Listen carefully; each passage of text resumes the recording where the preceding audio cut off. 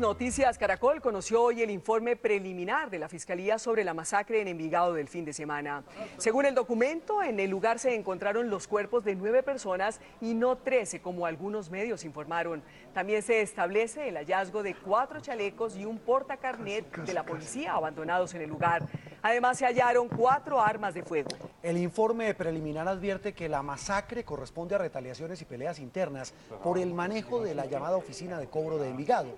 El documento contiene la escalofriante declaración de una persona que estaba en la finca cuando ocurrieron los hechos y que sobrevivió escondida en un baño. En unos minutos presentaremos más detalles en Noticias Caracol.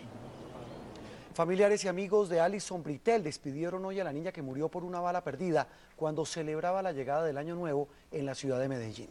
Con ceremonias religiosas en la capital de Antioquia y en Bogotá se le rindió un homenaje a la pequeña de 11 años. Las autoridades informaron que ya identificaron a 2 sospechosos por haber disparado, mientras que la familia de la menor pidió que se haga justicia en este caso y no quede en la impunidad. Y hay preocupación en Ecuador por el robo de armamento militar en la frontera con nuestro país. El ejército ecuatoriano dispuso controles y retenes militares para dar con los delincuentes y las armas robadas que se encontraban en un puesto militar en la provincia de Sucumbíos. Las autoridades del vecino país no dieron detalles del tipo de armas ni de la cantidad hurtada.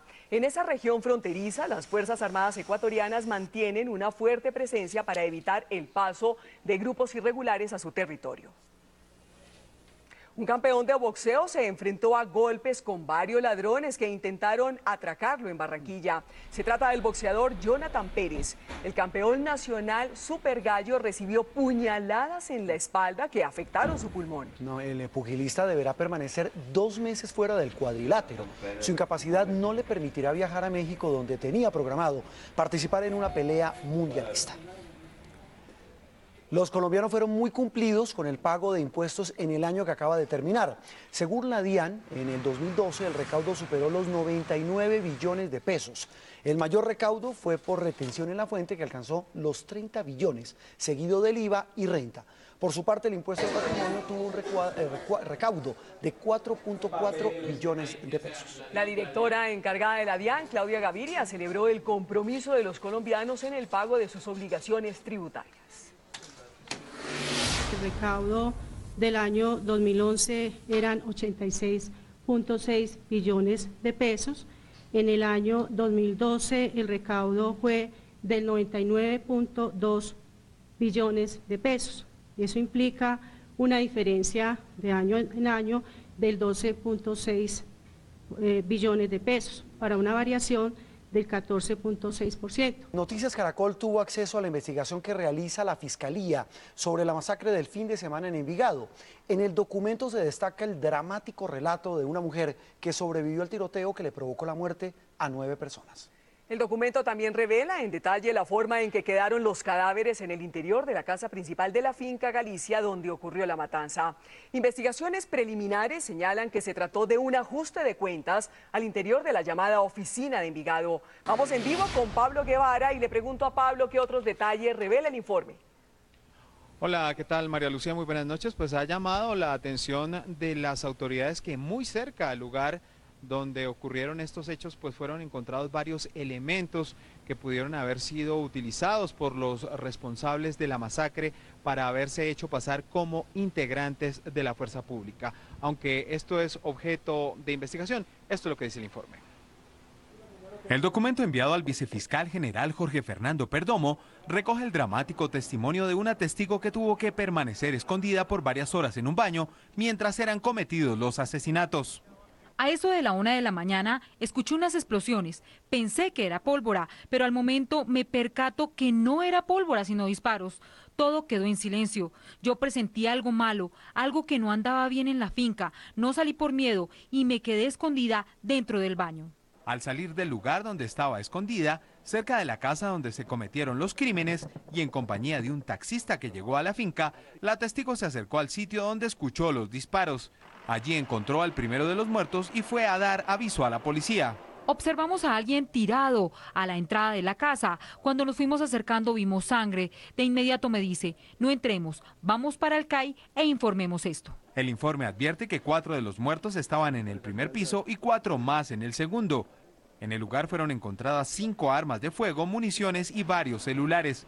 Entre los fallecidos están la modelo Carolina Arango Geraldino, de 22 años, y la estudiante de comunicación social Daniela Wilches Arango. También estaba el cuerpo de alias El Morro, uno de los aspirantes a suceder a alias Sebastián en el mando de la tenebrosa oficina de Envigado.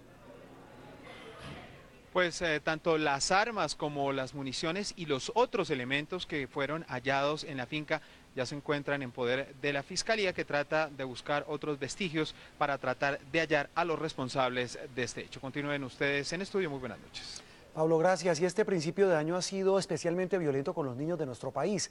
3 fuertes casos están sacudiendo los sentimientos de Colombia y generando preocupación e indignación. Pues Juan Roberto, el primero es la muerte de una pequeña que estaba de vacaciones en Medellín y murió por culpa de una bala perdida. Hoy su familia la cremó en la capital de Antioquia. El segundo tiene que ver con un atroz caso en el Cesar, donde otra niña, que también estaba de vacaciones, fue violada y asesinada.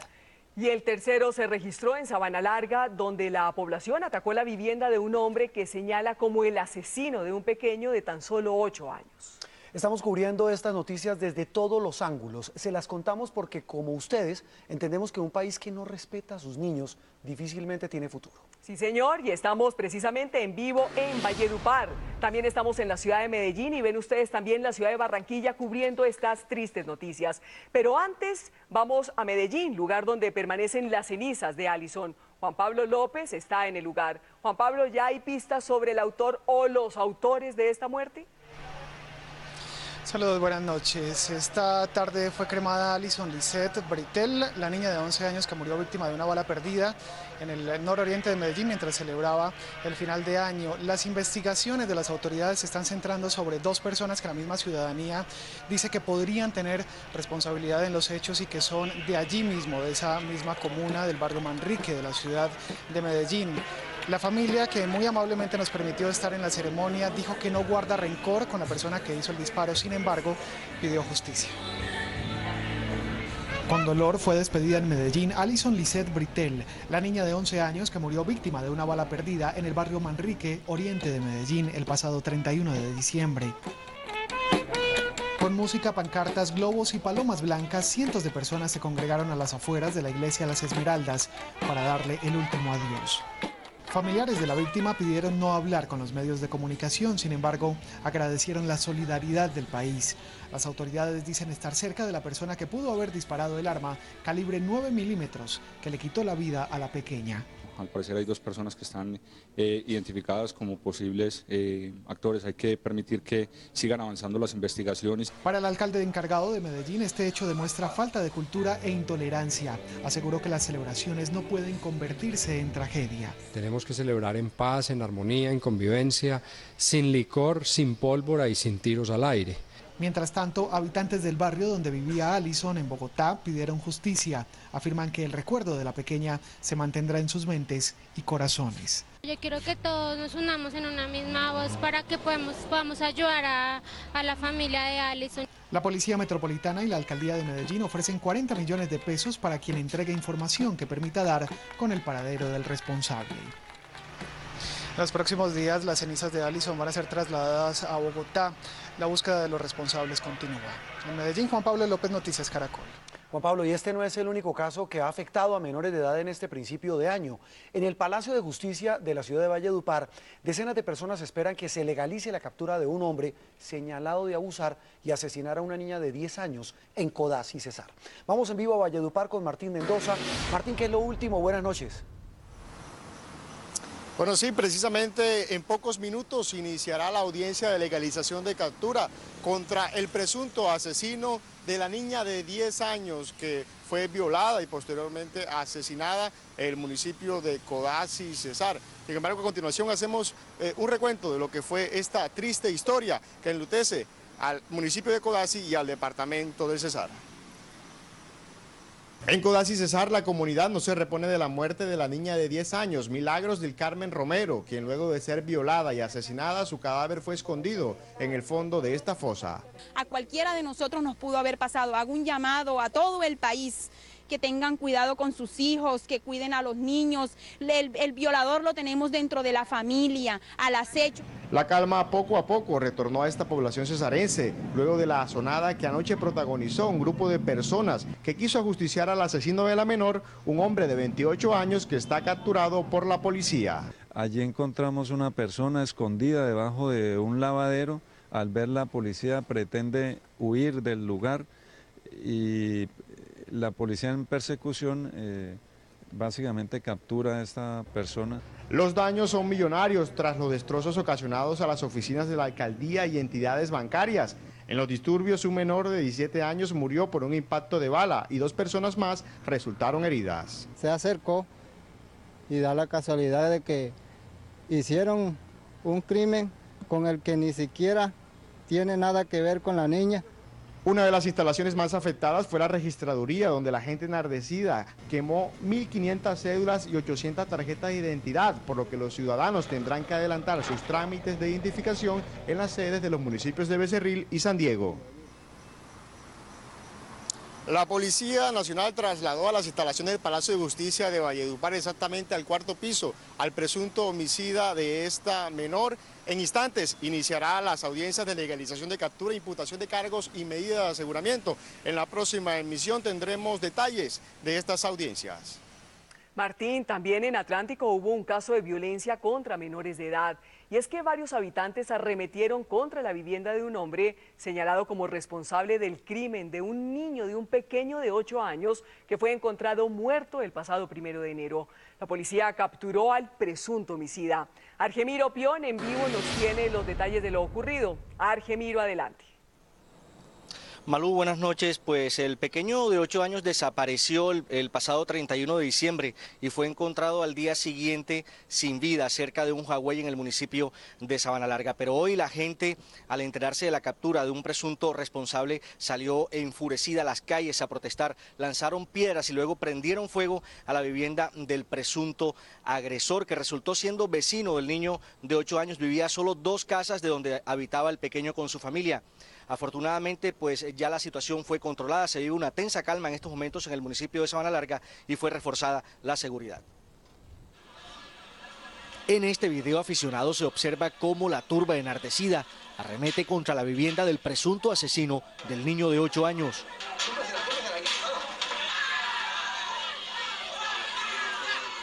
Con palos, piedras y martillos, varios habitantes causaron graves destrozos en la vivienda y luego le prendieron fuego a los enseres que allí se encontraban. Tirando piedra y todo eso que quieren, justicia, porque no queremos esto que vuelva a pasar.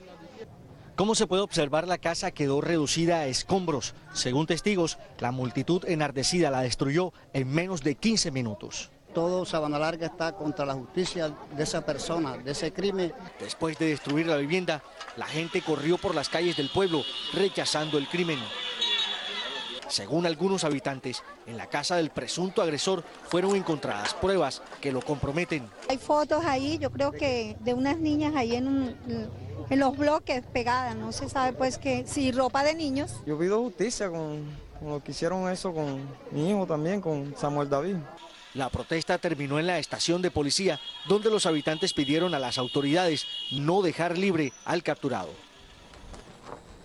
Los familiares del presunto agresor, esta persona que fue capturada en las últimas horas, manifestaron que había estado preso ya por el homicidio de una mujer en el municipio de Sabana Larga. Y el Instituto de Medicina Legal ha dicho que mañana, hacia las 10 de la mañana, entregarán el dictamen sobre la muerte de este pequeño.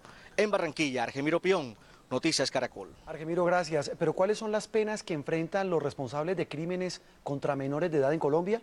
El Código de Infancia y Adolescencia establece que ante la violación de los derechos de un menor, estos deben ser restablecidos íntegramente por el Estado o su agresor. De acuerdo al Código Penal, los delitos cometidos contra menores de edad no tienen rebajas de pena para quienes los cometen. Malú, entre los delitos más frecuentes contra niños, niñas y adolescentes se encuentran las lesiones personales, la explotación laboral y los actos sexuales abusivos. Hombres de la policía, el ejército y la Armada Nacional propinaron el primer golpe al narcotráfico en este 2013. Los uniformados desmantelaron un laboratorio que producía 500 kilos de cocaína al mes y que operaba en área rural de Cumaribo, Bichada. En el sitio encontraron 12 estructuras para el secado y prensado de la cocaína. Según las primeras informaciones, el complejo estaba vigilado por hombres de las FARC durante las 24 horas. Y el DANE reveló las cifras de pobreza en Colombia durante el año 2011. Los departamentos de Chocó, Cauca, Córdoba, Magdalena y La Guajira tuvieron los mayores índices. Pero como nos lo cuenta Juan Pablo Gaviria, en ciudades como Bogotá se registraron mejoras significativas. Sandra Ramírez y su familia viven en la pobreza extrema en un barrio de la localidad de Suba, al noroccidente de Bogotá. Viven del reciclaje y sus ingresos mensuales les dan apenas para medio comer.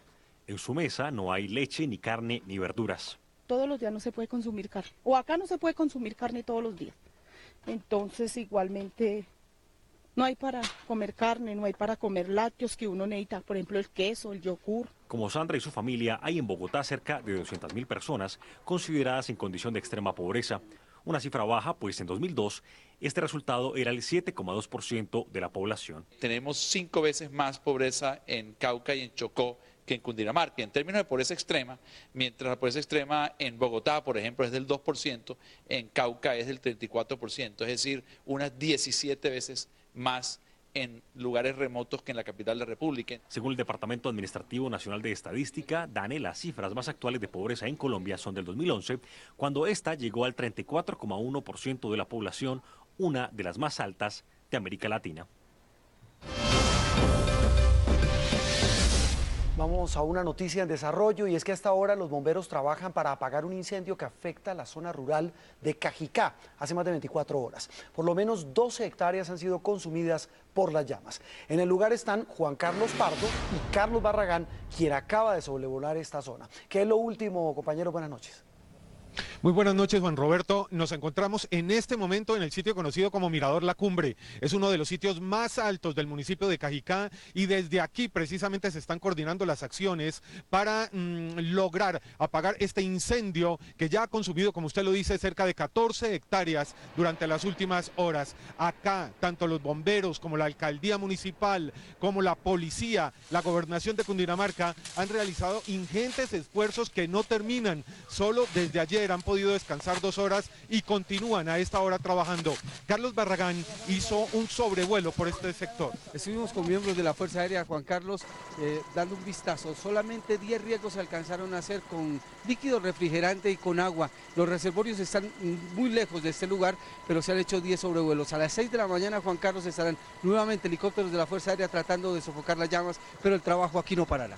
Lo cierto es que la gobernación de Cundinamarca dice que las operaciones continuarán de manera ininterrumpida hasta que ya todas las llamas se hayan extinguido de este lugar.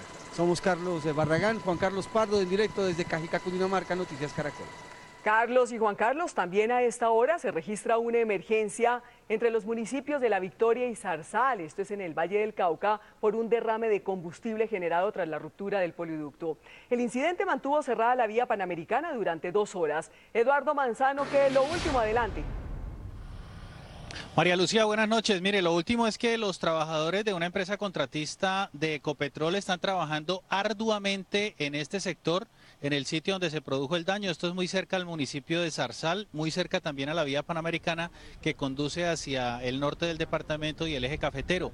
Ellos prevén que tardarían 24 horas, es decir, que hacia el mediodía de mañana podría estar restablecido el servicio de gasolina motor que fue suspendido. No obstante, han dicho que no hay en este momento desabastecimiento porque hay reservas suficientes. Hay que reemplazar una tubería en un tramo de aproximadamente 4 metros. Es una tubería de 10 pulgadas que fue rota por una máquina. Juan Carlos Guerrero, el jefe de operación y mantenimiento de Ecopetrol, explicó lo ocurrido. Esto pues debido a una rotura parcial en la tubería que generó una pérdida de contenido del producto por acción de un tercero, de un elemento, de una máquina que estaba trabajando sobre el derecho de vía. Pudimos pues rápidamente hacer el control y mitigación de los efectos del derrame. Todavía no se ha cuantificado la cantidad de combustible que se perdió, eso hace parte de la investigación, y tampoco se sabe el impacto del daño ecológico que se haya podido causar en este lote donde se cultiva caña de azúcar. En el norte del Valle, Eduardo Manzano, Noticias Caracol. Eduardo, gracias. En manos de la registraduría está la iniciativa que busca el mandato del alcalde de Bogotá, Gustavo Petro. La propuesta debe ser avalada con 290.000 firmas. Yarid Muñoz está en vivo desde la Alcaldía Mayor de Bogotá. Yarid, ¿cuál es el trámite completo para que se pueda citar a la ciudadanía a esa votación? ¿Y qué dice la administración de la ciudad? Buenas noches. Juan Roberto, buenas noches. En efecto, como usted dice, la primera parte de este proceso es recolectar esas firmas, que la registraduría las avale y luego determine la fecha en que se debe citar a esas elecciones. Según la administración distrital y funcionarios de la alcaldía, están tranquilos porque ellos dicen que están cumpliendo con todo su programa de gobierno. En el siguiente informe les contamos cómo es que se están haciendo las cuentas para esta posible revocatoria del mandato del alcalde de Bogotá. En la carta que el representante a la Cámara, Miguel Gómez, radicó en la registraduría distrital, argumenta que el actual alcalde de Bogotá ha improvisado en sus decisiones, le falta planeación, tiene en caos la movilidad y en riesgo el sistema de salud.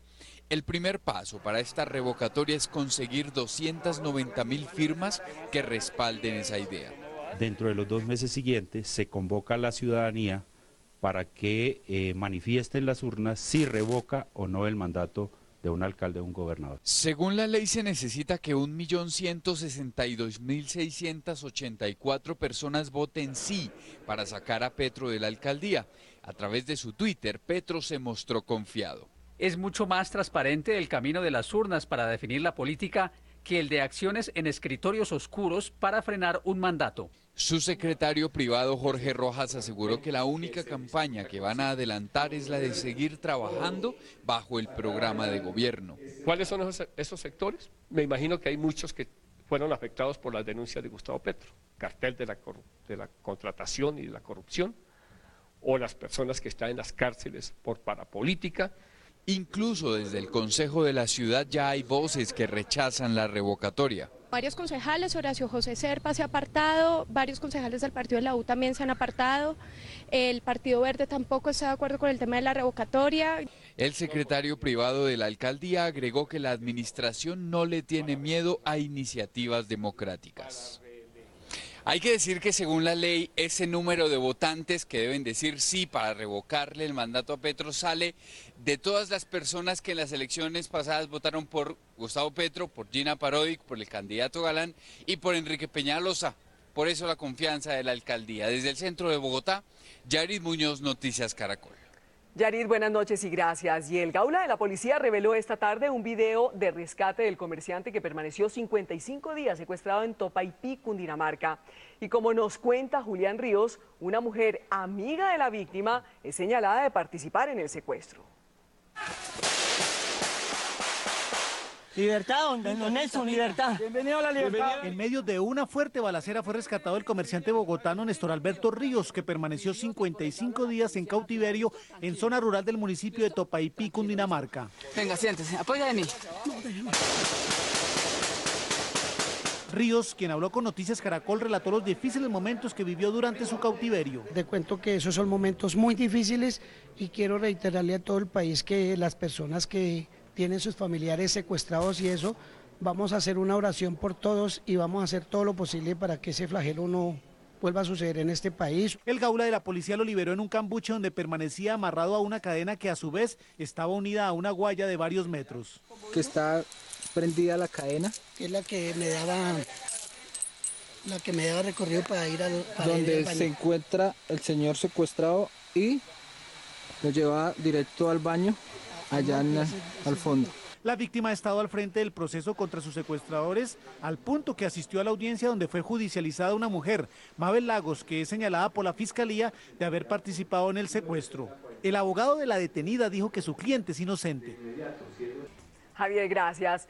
Todos los días, decenas de ancianos son abandonados a su suerte en pueblos y ciudades de Colombia. Por fortuna, no solo hay indolencia, también hay compasión. Y ese es el motor del sacerdote José Palacio. Está de la gente que le pone el alma y hace la diferencia en Caracol y Bancolombia más cerca. Entre los fértiles campos de la zona central del departamento se asienta Tuluá, la ciudad que lleva el título de Corazón del Valle. Corazón es lo que le sobra a muchos de sus habitantes, como el padre José Palacio, que desde hace 16 años tiene sus puertas siempre abiertas para los ancianos que mendigan solitarios. En la calle están, yo me los traigo. Otros vienen y los tiran a la puerta. Otros los trae a la policía, los manda a la alcaldía, los manda al hospital. Es una procesión constante. El abandono de adultos mayores es una realidad que tiende a agravarse. En el albergue El Buen Samaritano de la calle, el padre Palacio tiene 104 abuelos que en forma gratuita atiende, cuida y quiere. Por no comer con cuidado, una cena se tragó. Ahí encuentran la forma de vivir su otoño entre sonrisas. Juego parquet, dominó. Y recibe el trato que merecen por vivir, luchar y saber tanto. Bien estimulado, bien acondicionado, muy respetado. El padre Palacio pone su alma en garantizar que así sea, y así honra cada día el hecho de pertenecer a los hermanos del Buen Samaritano.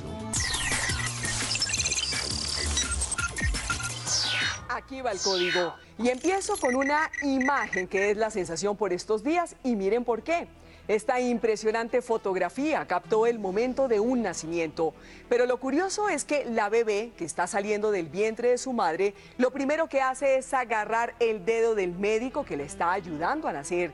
Esta imagen es una de las más vistas en el inicio del año 2013 en Internet. Los orgullosos padres son norteamericanos y la niña se llama Neve.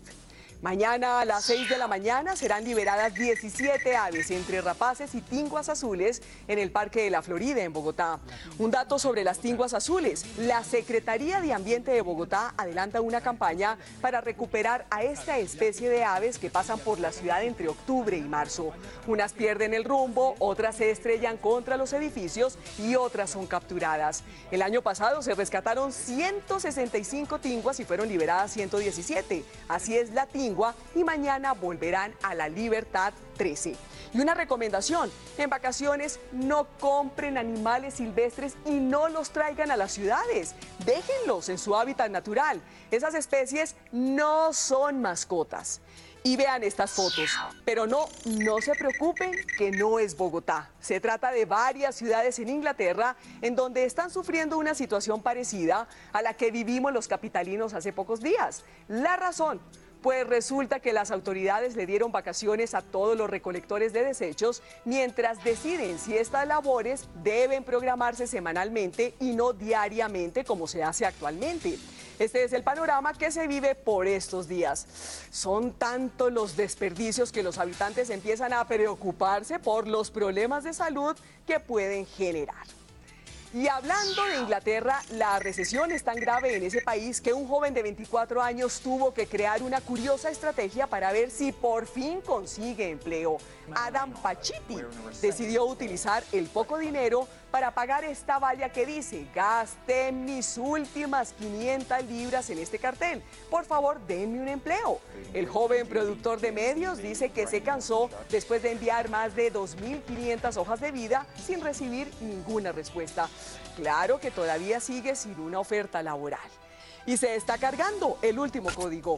En 2 semanas se reanuda el trabajo en las altas cortes y ya les tengo el nombre de quien será el nuevo presidente de la Corte Constitucional. Se trata del magistrado Jorge Iván Palacios.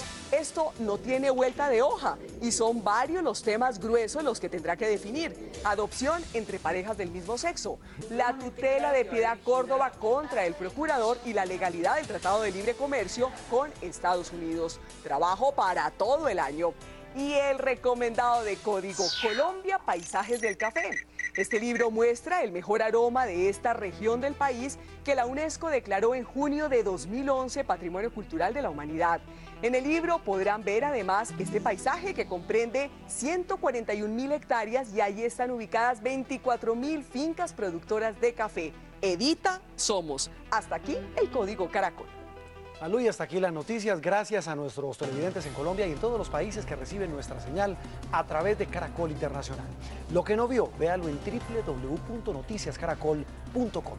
Quédense con nosotros, los invitamos a ver Rafael Orozco, el ídolo. Noticias Caracol, primero noticias. Feliz noche.